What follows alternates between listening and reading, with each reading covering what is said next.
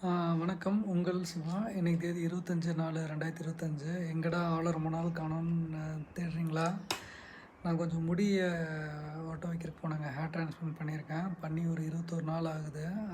கொஞ்சம் வேலை அதிகமாக போயிட்டுருக்கு. அதனால் அவங்களெல்லாம் என்னால் பார்க்க முடியல.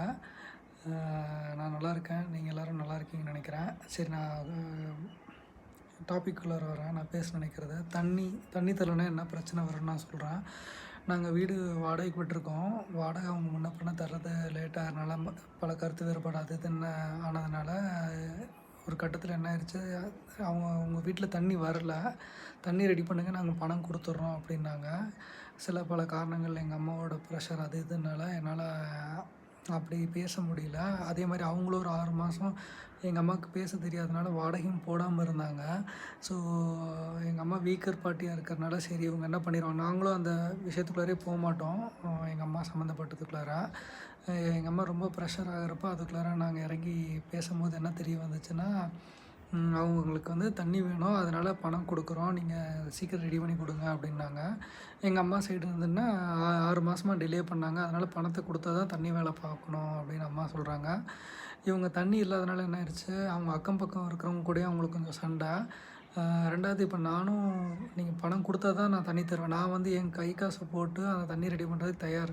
ஆனால் எங்கள் அம்மா அதை ஒத்துக்கல.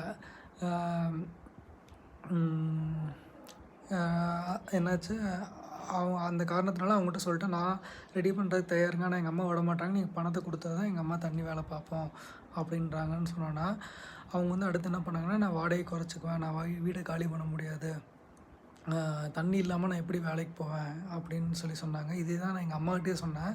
ஏம்மா, தண்ணி இல்லாமல் அவங்க எப்படிம்மா அன்றாட வேலையை பண்ணுவாங்க? தண்ணி வந்து ரொம்ப அத்தியாவசியமா, அது நீங்கள் தடுக்கக்கூடாது. ஒரு வேலைக்கு போனால் தானே ஒருத்தவங்க சம்பாரித்து அந்த பணத்தை திரும்ப தருவாங்க. அப்போ அதுவும் இல்லாமல் அது ஒரு பேசிக் நெசசிட்டி, அதை நீங்கள் என்றைக்கும் கட் பண்ணுறேன்னு நீங்கள் பேசக்கூடாது அப்படின்னு சொன்னேன். அப்புறம் எங்கள் அம்மா அது இதாகி தண்ணி வேலை பார்த்துட்டாங்க பணம் கொடுக்குறதுக்கு முன்னாடியே. இப்போ காஷ்மீரில் நம்ம வந்து குடியேற்றுறோம் இந்தியர்களை. 80,000 பேர் இந்தியக்காரங்க வந்து அங்கே இடம் வாங்கியிருக்காங்கன்னு சொல்கிறாங்க, அந்த சட்டத்திருத்தம் ஆனதுக்கப்புறம். நம்ம 40 வருஷமாக அந்த இடத்துக்கு நம்ம வந்து பாதுகாப்பு கொடுத்துட்ருக்கோம். அதனால் அது நம்ம இடம். ராஜா கூட போட்ட கையெழுத்தை எக்ஸ்டெண்ட் பண்ணுறாங்க. என்ன கதை வேணாலும் இருந்துட்டு போட்டோம். நிறையா சண்டை, இங்கிட்டு சொல்கிறோம் அங்கிட்டு சொல்கிறோம், எதுக்கு என்ன நடக்குதுன்னு தெரியல.